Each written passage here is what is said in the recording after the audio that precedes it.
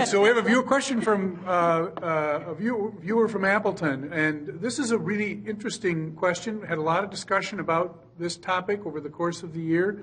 I think this viewer was opposed to continuing the Minnesota Care provider tax, and wants to know how that came to be as part of the settlement to move the legislative session forward.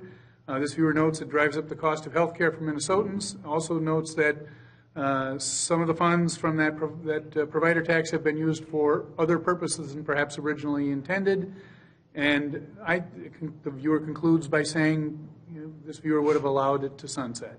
So let's start with you, Representative New. Your thoughts on that? Yeah, honestly, this is the most frustrating thing that is coming out of this session. Every one of us in the legislature, Republican and Democrat across the board, we all campaigned and made promises to our constituents that we would work to lower the cost of health care. And by bringing this provider tax back, even lowering it to 1.8 versus 2%, this increases the cost of health care. Period. There's no two ways about it. I spoke to the cost of having babies in the state of Minnesota. And on a cesarean birth, we are one of the highest cost states in the country for having a cesarean birth. Just the tax on that, just the sick tax on that at 2% was about $350.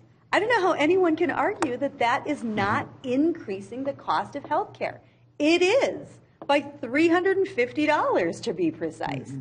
So I'm really struggling with that. I will not vote for it. I'm certainly not going to support the provider tax coming back. When this comes up in the special session, I will not support it.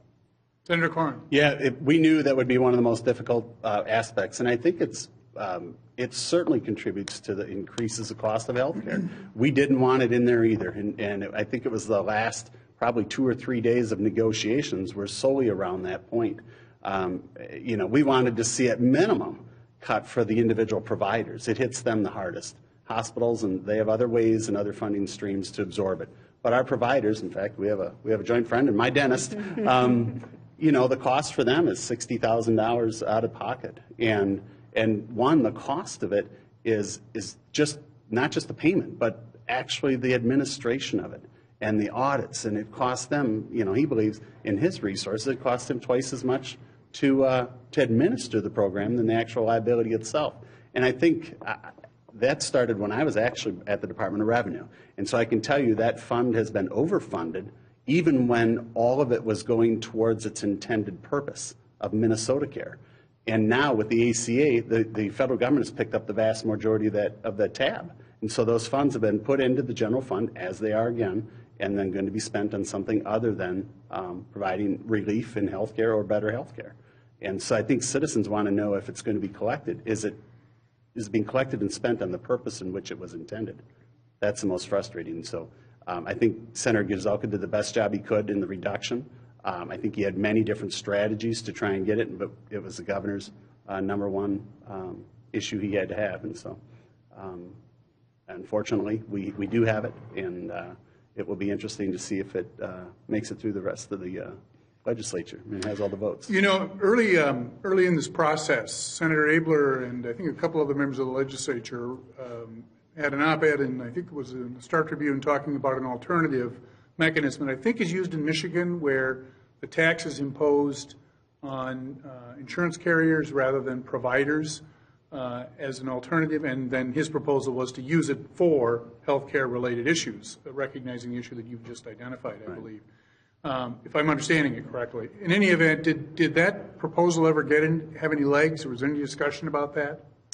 I'm not aware of that. Well, I'm sorry, Mark. I did hear about that. However, I think that there's some confusion here, because as it stands, the provider tax is not applied to Medicaid and Medicare recipients. Mm-hmm.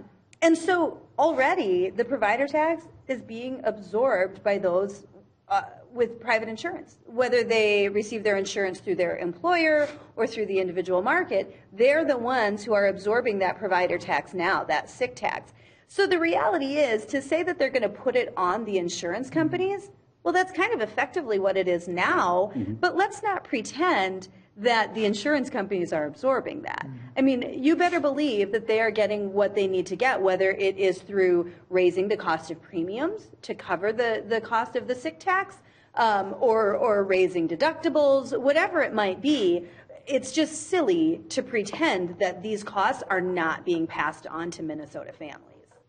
And I think in the last 3 years, I think in the provider tax, only 13% was actually put towards healthcare in the last 3 years. Well, yeah, and It's hundreds of millions of dollars. it was designed to support Minnesota Care. 6% of the provider tax has gone to support Minnesota Care. That's what that's how much we need to pay for Minnesota Care. 6% of this fund. I mean, the fact that we are increasing this tax, that we're bringing this back, is frankly, I think, immoral. I think it's just wrong, especially when we had a $1 billion surplus without this tax, and now we're bringing it back. I think it's immoral. It's making being sick a taxable event.